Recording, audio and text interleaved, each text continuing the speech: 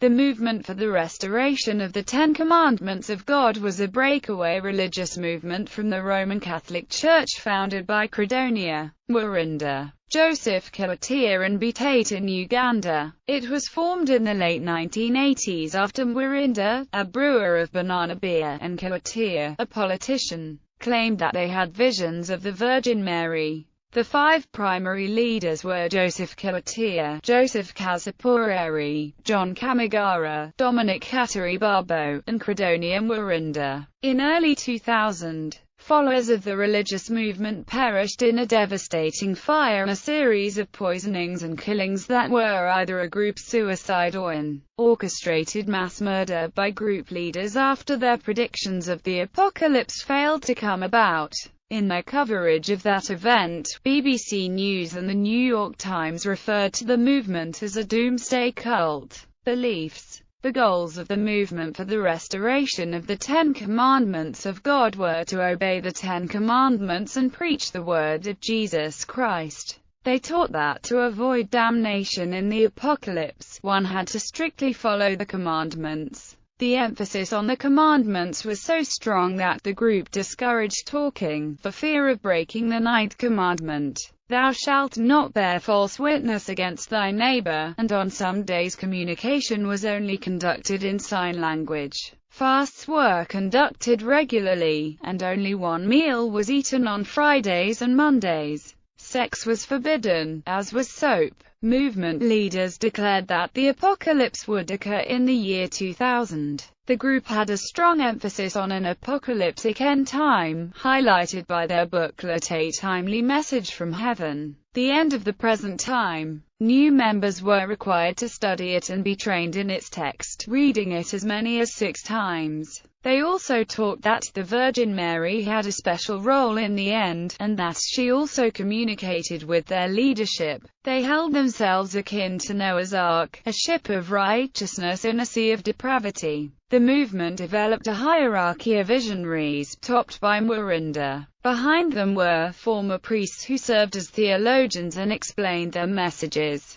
Although the group had split from the Catholic Church, had Catholic icons placed prominently, and defrocked priests and nuns in its leadership, ties to the Church were only tenuous. Background. The recent past of Uganda had been marked with political and social turmoil. The rule of Idi Amin, the AIDS pandemic, and the Ugandan Bush War wreaked havoc across the country. People became pessimistic and fatalistic, and the established Roman Catholic Church was backsliding, enveloped in scandals, and the faithful were becoming dissatisfied. In this void, many post-Catholic groups formed in the late 80s as a confused and traumatized populace turned to charismatic self-declared messiahs who renounced the authority of the government and the church. An example of this phenomenon was the Christian resistance group, the Holy Spirit movement, which fought against the government of Yoweri Museveni. A former member of another unrelated sect, Paul Ikazia, would explain his motivation to join the movement for the restoration of the Ten Commandments of God. "We joined the movement as a protest against the Catholic Church. We had good intentions.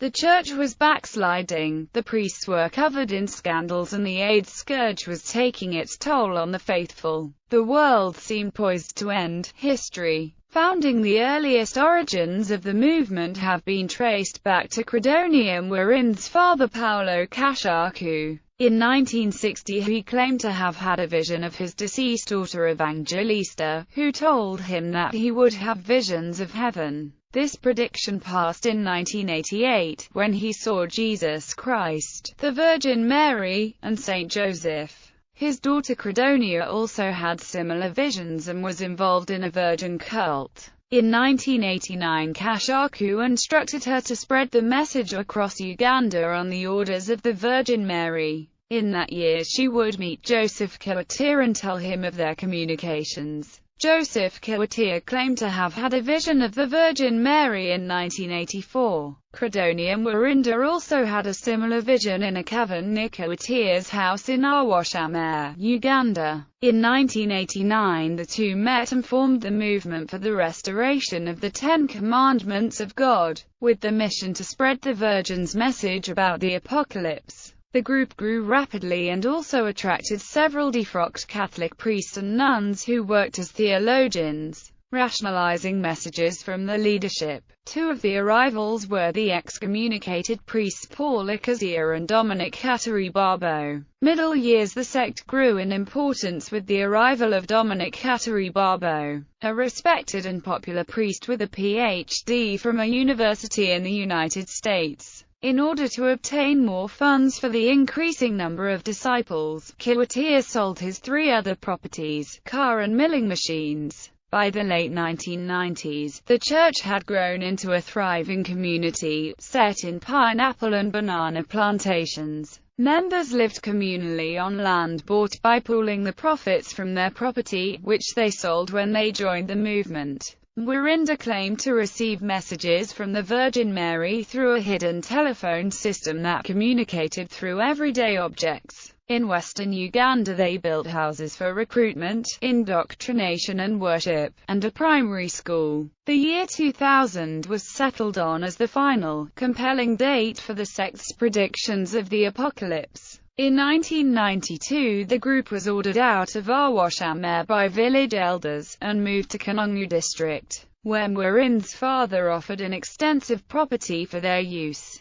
In 1994, Paul Ikazia left the sect, taking with him approximately 70 members. By 1997, according to a filing with the government, the movement's membership was listed at nearly 5,000 people. In 1998, the Ugandan press reported that the movement had been shut down for unsanitary conditions, use of child labor, and possibly kidnapping children, but the sect was allowed to reopen by the government. As the new millennium approached, preparations for the end mounted. In 1999, the state-owned New Vision newspaper ran an interview with a teenage member. He said, "The world ends next year. There is no time to waste. Some of our leaders talk directly to God. Any minute from now, when the end comes, every believer who will be at an as yet undisclosed spot will be saved." Apocalypse with the new year looming. Activity by movement members became frenzied. Their leaders urged them to confess their sins in preparation for the end. Clothes and cattle were sold cheaply, past members were re-recruited, and all work in the field ceased. January 1, 2000, passed without the advent of the apocalypse, and the movement began to unravel. Questions were asked of Murinda and Kiwatia, and payments to the church decreased dramatically. Ugandan police believed that some members, who were required to sell their possessions and turn over the money to the movement, rebelled and demanded the return of their money. It is believed that events that followed were orchestrated by sect leaders in response to the crisis in the ranks. Another date was immediately predicted.